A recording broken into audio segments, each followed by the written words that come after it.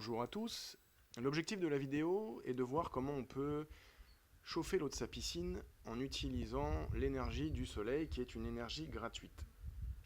Dans notre exemple, la piscine en question est une piscine hors sol de marque Intex achetée chez Action 70 € et qui mesure donc 3 mètres par 2 par 0,75, ce qui nous fait, on va dire, un volume à peu près de 4 mètres cubes d'eau.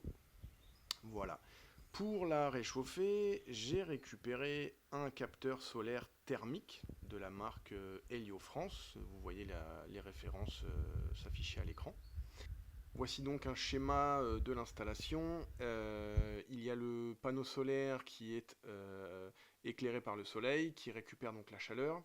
On va faire partir un premier tuyau de la piscine jusqu'au circulateur et un deuxième tuyau qui va donc du circulateur jusqu'au panneau solaire. L'eau donc circule à l'intérieur du serpentin du panneau solaire thermique et ressort donc chaude par le haut et est restituée à la piscine. Donc le branchement est relativement simple. Il faut bien penser à amorcer le circuit en eau au préalable avec un tuyau d'arrosage parce que le circulateur n'aime pas tourner à sec. Petite précision pour le circulateur, c'est donc ni plus ni moins qu'une pompe, mais à très faible débit et qui supporte les fortes températures. En général, c'est utilisé pour les circuits de chauffage.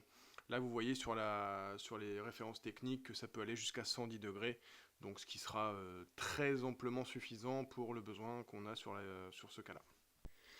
Donc ensuite, pour vérifier un petit peu l'efficacité du système, on va mesurer simplement la température avant et la température après, et puis on va s'amuser à faire un petit calcul.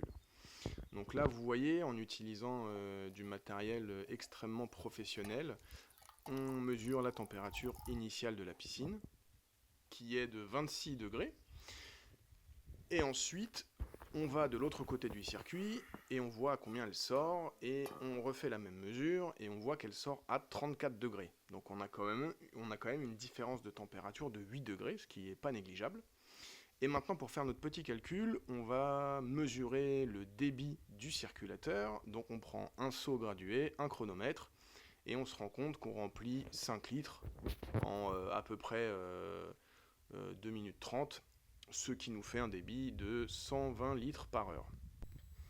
Et en utilisant une formule que vous voyez apparaître à l'écran, donc c'est de la calorimétrie, ça utilise la capacité thermique de l'eau, on peut essayer d'estimer le gain de température qu'on peut obtenir.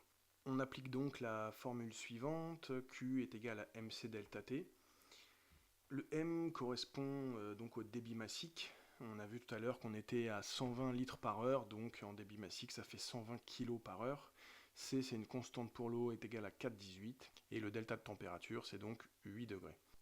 On fait donc la multiplication de ces trois chiffres et on obtient 4013 kJ et on le rapporte à l'heure, puisqu'on a vu que le débit du circulateur amenait 120 kg d'eau chaude par heure dans la piscine. Cela veut donc dire qu'on apporte 4013 kJ d'énergie chaque heure. Si on considère une journée classique d'ensoleillement d'à peu près 7 heures et qu'on multiplie le chiffre précédent, les 4013 kJ, on obtient un total de 28 mégajoules. L'intérêt, c'est de transformer ça en watts pour que ce soit un peu plus parlant. Les 28 mégajoules sont donc égales à 7,8 kWh. Cela donc équivaut à une résistance qui chaufferait notre eau pendant 7 heures à la puissance de 1,1 kW. Il est intéressant de comparer la consommation électrique du système global par rapport à l'énergie thermique qui est délivrée dans la piscine. Donc si on regarde sur le circulateur qui possède 3 vitesses, on se rend compte qu'en vitesse 1, il consomme 46 watts d'électricité. Ces 46 watts sont à comparer aux 1,1 kW thermique délivré, donc 1100 watts thermiques. Et donc si on fait un rendement, on fait 1100 divisé par 46, on se rend compte qu'on a un rendement de 24. Donc c'est ça qui est très intéressant, c'est-à-dire qu'avec une très faible consommation d'électricité, on arrive à gagner beaucoup d'énergie. Ensuite, on va essayer d'estimer le gain en température que cela représente. On va donc utiliser exactement la même formule, sauf que cette fois-ci, on va chercher à exprimer le delta T. Donc le delta T est égal à Q divisé par M fois C. On va prendre cette fois-ci la piscine complète qui est de 4 mètres cubes, donc cela représente 4000 kg. On applique ces chiffres-là dans la formule et on obtient un delta T de plus 1,7 degrés Celsius par jour. Donc c'est-à-dire que avec 7 heures d'ensoleillement, ce système permet d'augmenter la température de la piscine de 1,7 degrés par jour. On en arrive à la conclusion. On a un système qui va capter à peu près 7 heures de soleil par jour. Le capteur solaire en place permet d'apporter une énergie qui équivaut à une résistance de 1,1 kW pendant 7 heures. Et ce système permet donc, comme on l'a vu précédemment, d'augmenter la température de 1,7 degrés chaque jour.